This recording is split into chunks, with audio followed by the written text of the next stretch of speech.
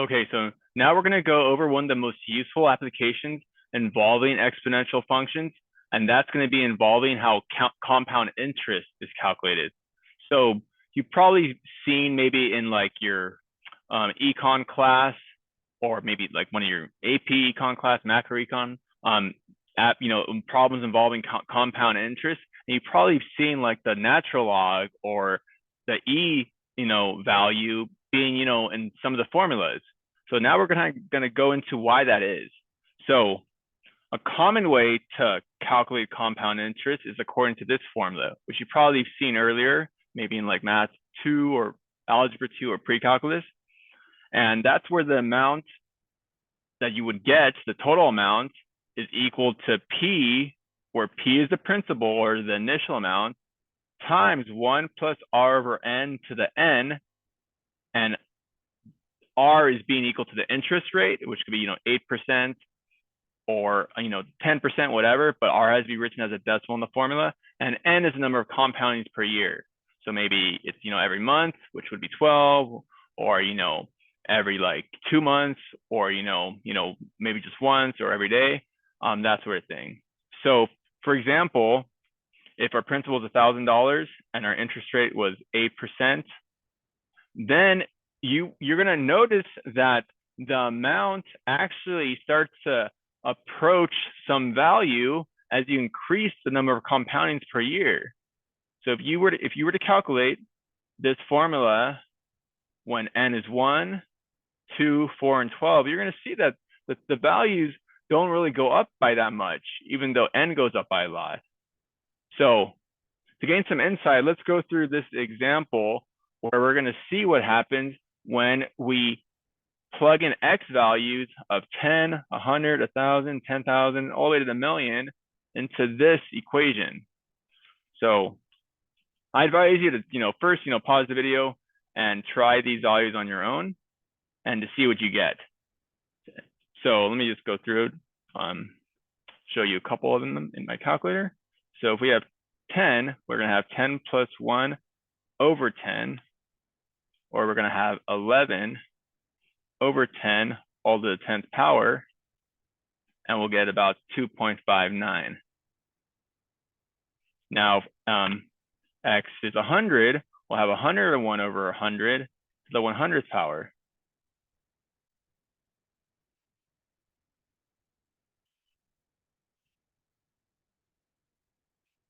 We get about 2.7. X is 1,000. Then we'll have 1,001 over 1,000 raised to the 1,000 power. And we'll get about 2.7169 this. If we keep on going, you're gonna see what's going on. So let me just write these in here. So we got 2.59374 about for 10. We got about 2.7048 1 for 100. For 1,000, we got about 2.71692. For 10,000, we're going to get about 2.71815. For 100,000, you would find you get 2.71827. And for a million, you would get 2.71828.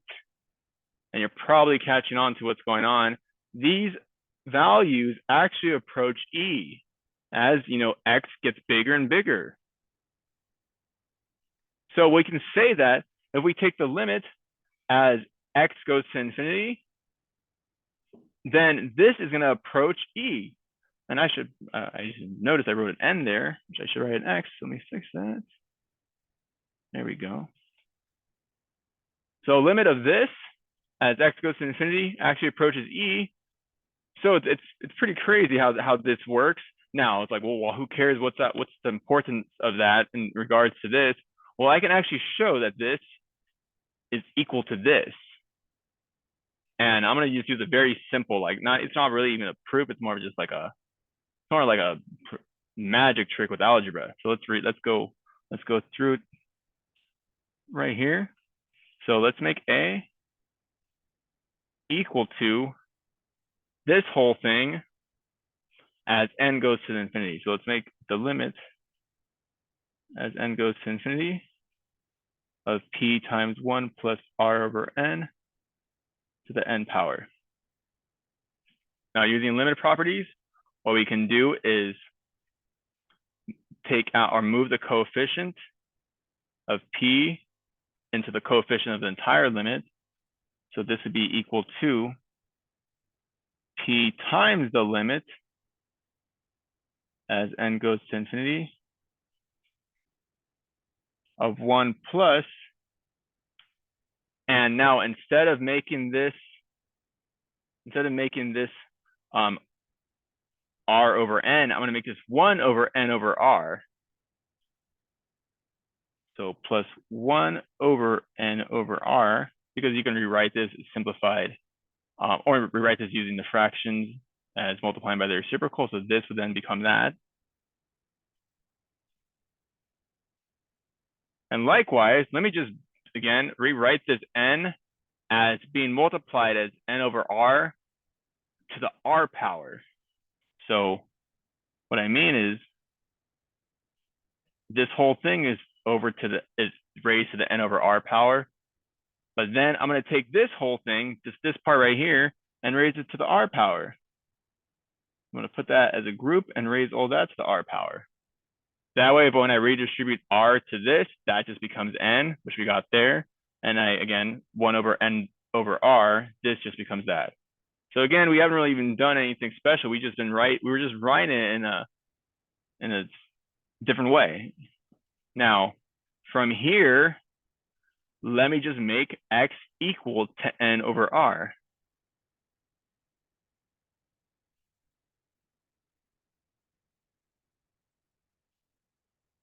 Then let's just take the limit as x goes to infinity.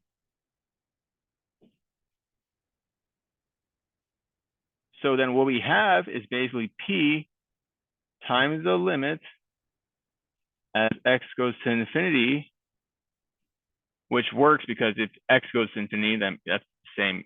Or if n is going to infinity, that's the same as x going to infinity, times 1 plus 1 over x, all to the x power, and that being raised to the r power outside of that.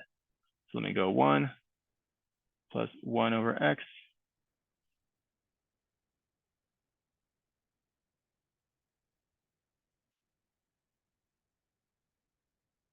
to the x power, all to the r power. And then if you notice what we have here, this whole part, the limit as x goes to infinity of 1 plus 1 over x to the x power is just this right here.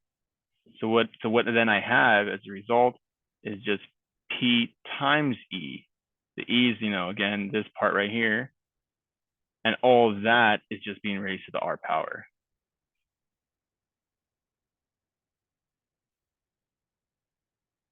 Whoops, not p.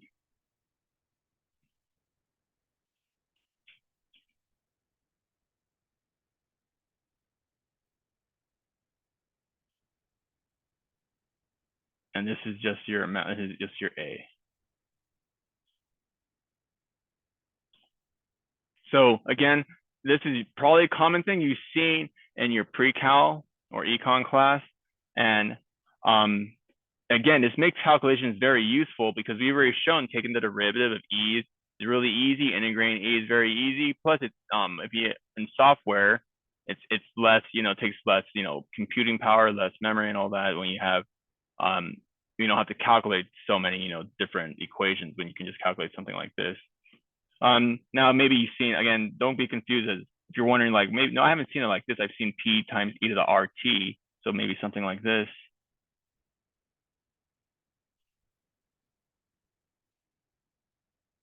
There's really no difference. It's just that this is just 1 year. If you want to do over t years, that's what this would be. So essentially it's the same thing. Okay, so let's just go through a couple examples using this, using this formula, where again, we can now apply these explicitly as the formulas that I just went over. So if we have n times per year, we just have the formula for A as P times 1 plus R over N to the NT power. And if it's compounded continuously, so when the number of compounding times goes to infinity, then A will be equal to P times e to the RT power. So let's see what we would get as the amount if you have $2,500 with an interest rate of 5% being compounded quarterly, monthly, or continuously for 5 years. So we have our P then as $2,500. We have our interest rate of 5% or 0.05. And a compounding times would be 4 if it's quarterly, because it's 4 times a year. If it's monthly, N is 12. Or if it's continuously, then we're just going to use this. We don't even have we don't have an N in that case. So let's go ahead, let's see what's going on.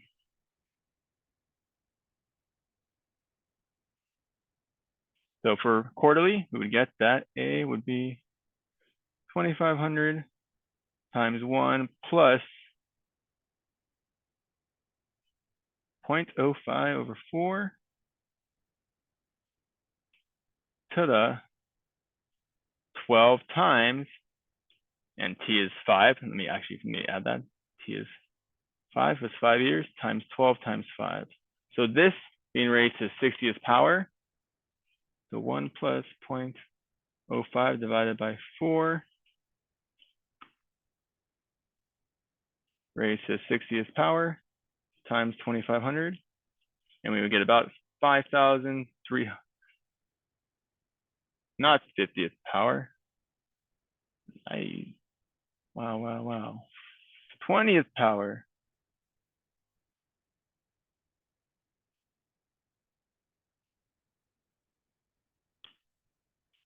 Let me fix that. So 1 plus 0.05 to the fourth, or divided by 4, being raised to the 20th power times 2,500. We get 3,205.09.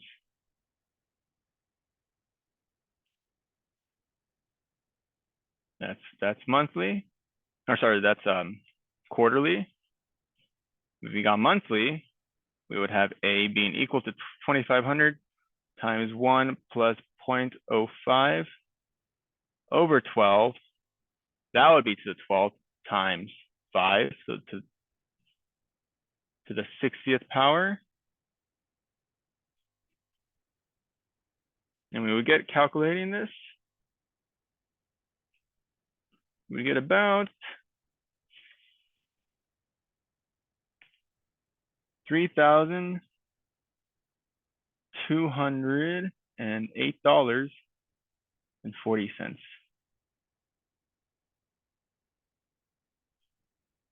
Now continuously, we can use this. We can use A is equal to 2,500 times E to the 0.05 times 5 power.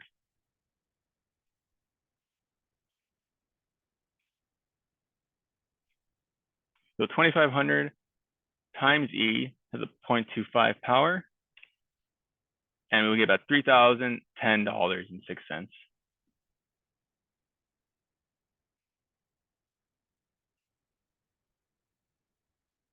So again, you can already see that as N was going up, the amount wasn't changing by that much, relatively speaking. So again, this is much easier. You can just see by doing this problem on your own. It's much faster to calculate, which is why it's useful in a lot of applications in economics.